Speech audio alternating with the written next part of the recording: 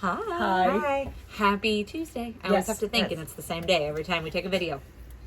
Genius. Paula has questions because, I don't know if you guys remember this, we've done a couple videos since, but right before 4th of July, I said I was done messing around. I went back on phase 1.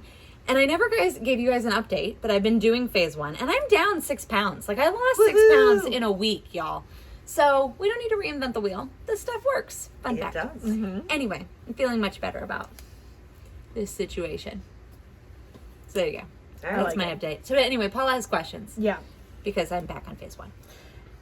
And although we didn't give the update, I mean, the people that come in regularly, everybody on it, they know. They know. Yeah, you at home, you know. Yeah. So I think you can like see it in my face too. I'm not gonna lie. I mean, Sorry. I feel like you can definitely tell. Okay. And her mood too, her energy levels. It's true. When you just that little bit, like I remember being significantly overweight and losing 5 pounds, or having someone tell me that Paul and I have joked about this a lot, where we've had people be like, "Oh, I need to lose 5 pounds," and you're like, "Whatever, I need to lose 50. Like screw you." But then you lose weight and you realize how much that 5 to 10 pounds impacts things in your clothes. You didn't notice it before because you didn't notice it. But now that you've lost weight, you do pay attention to those things. You're more aware of it. And so that 6 pounds made a big difference. Boost in her step. I'm ready to go. Okay. Terrorize the office. So, Stick to what I'm good at. I feel like these questions are coming based on the fact that we started in January and then you took a break, then we did it again, and then you're back. Yes. Have you tried anything different this time around within the same year? You've done it 3 times. Absolutely. So we may have talked about this after we went to training back in November, because that was when it first came to my attention. We sat through training when we were down in San Antonio about low sodium. And as we were watching this presentation, a lot of the symptoms that I have were related to low sodium. And as we were sitting there, Paula elbowed me and was like, "That's you." And so I didn't really pay that much attention when we went back on phase 1 in January. I was having decent results, but I was paying attention to weighing my vegetables, and I was doing more convenience foods to get through. And by convenience foods, I mean a lot of what we determine as the like yellow type foods. So the vanilla crispy squares, the triple chocolate wafers, some of the bars are more red foods because they're restricted. So things that are a little bit higher on the calorie and carb count instead of the drinks and some of the soups.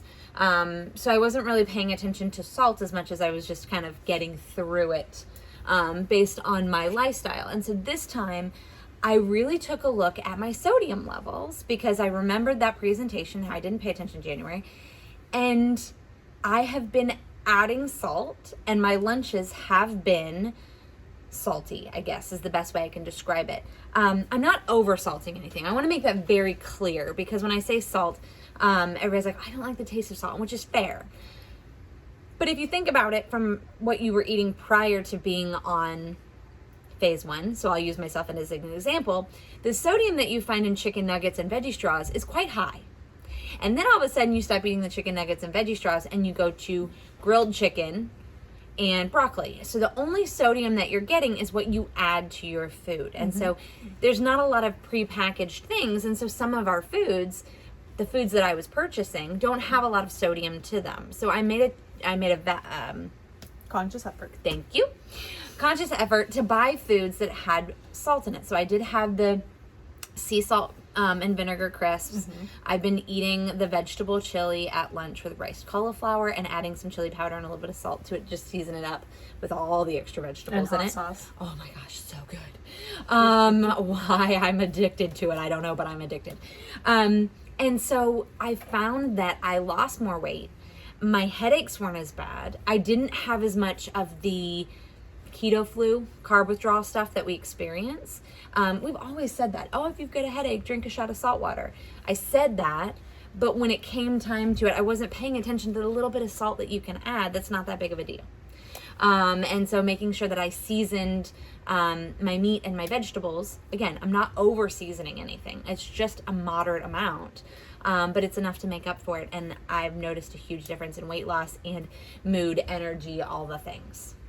So I think that really comes into play. And again, I'm not over salting anything. It's just an adequate amount of sodium, but it's a very important distinction that we've not So really more paid attention to the sodium this time around. Yes. Okay. Sorry, that was really long-winded. That's okay. We got the answer. We got it. And that's good. So that way, if you're doing it, you need to want to try something different. Let's focus on sodium. Yes. And seasonings like Lori's recipes. She always tries to add flavor and sodium with the hot sauces and all the things. Mm-hmm. So that you're not just eating bland chicken and broccoli. Right. Yeah. Nobody wants that. No. Okay, so what about the exercise regimen? We know that we were into the exercise before. Yes. So what are we currently doing with this time around? So I've not been going to Pilates as often. One, because it's the timing of the classes with what my current lifestyle is. I'm not really able to match up classes. However, I started really focusing on going on walks every day.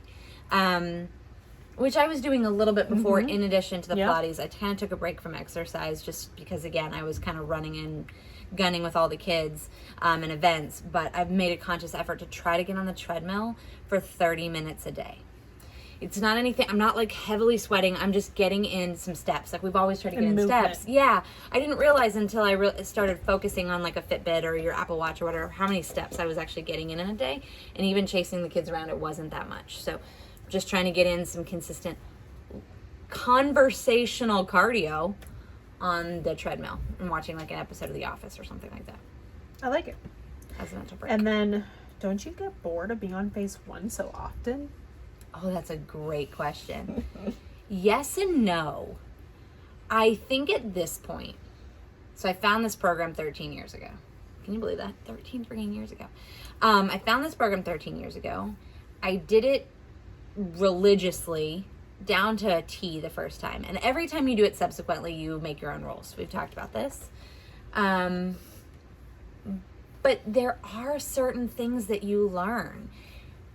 And sometimes it takes a couple of times. I know that it didn't make the impact, I want to say the first year. I was passionate about it, but it didn't really make the educational impact for a couple times until I realized how much effort I have to put in to lose weight. And so while on the offset, just eating protein and vegetables every day or ordering salmon salads when we get bonefish and that kind of stuff seems boring, I'm weighing that boredom with the outcomes and how I feel. So my pumpkins are growing and I weeded the pumpkin patch for 4 hours on Sunday morning.